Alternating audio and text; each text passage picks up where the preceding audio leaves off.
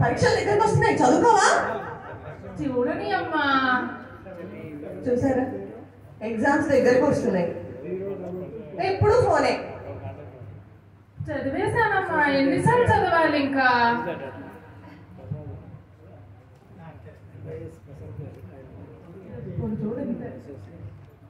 చూడండి, ఇలా ఉంటుంది. పెద్దవాళ్ళు అయితే పిల్లలు ఇలాగే ఉంటారు. పుస్తకం వదిలే అమ్మా నన్ను.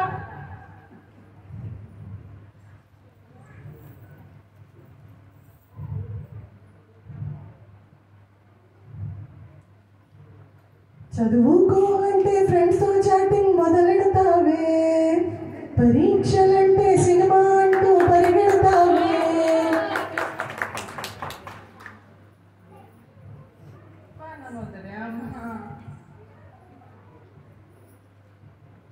తర్వాత ఏంటండి? చదువుకో అంటే ఫ్రెండ్స్ తో చాటింగ్ మొదలెడతావే, పరీక్ష అంటే సినిమా అంటూ పరిగెడతావే.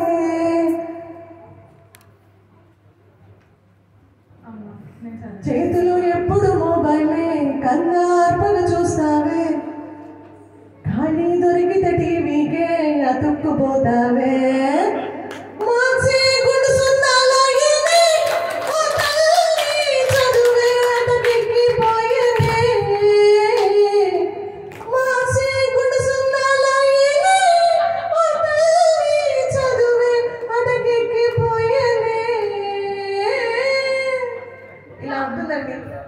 అమ్మా, నువ్వు మార్కులు మార్కులు అంటే నా ఒళ్ళంటే జరుగుతాకే. మమ్మీ, ఓ మమ్మీ, నువ్వు చదువు చదువు అంటే నా చిరాకెత్తే పోతుంది. ఓ మమ్మీ, ఓ మమ్మీ. ఇంకా ఇంకా నువ్వు నా చేతిలో మొబైల్ తెస్తూ ఉంటే, నువ్వు నా చేతిలో మొబైల్ తెస్తూ ఉంటే నా ప్రాణం పోయినట్టుంటుంది. మమ్మీ,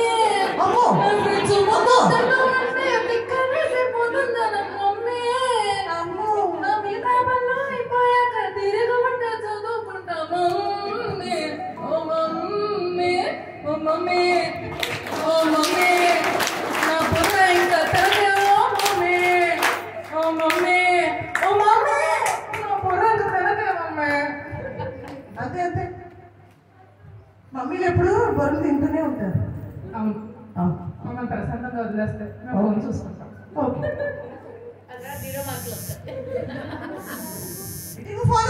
చూసి చాలు.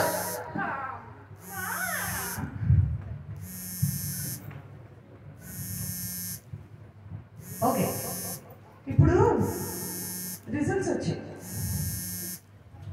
తెలుసా మీకు తెలుసా అండి? రిజల్ట్స్ వచ్చాయి. మా అమ్మాయికి ఎన్ని మార్కులు వచ్చాయి తెలుసా?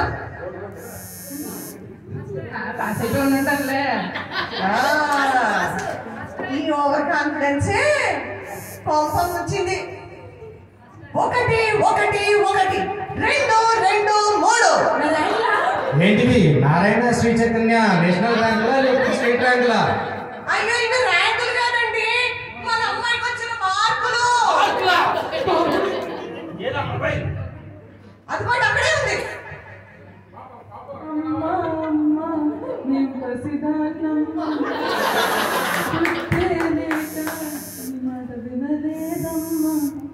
అయ్యో పేరయ్యానే అమ్మా, ఇప్పుడే బుద్ధొచ్చింది. నేను వింట నీ చల్లని మాట.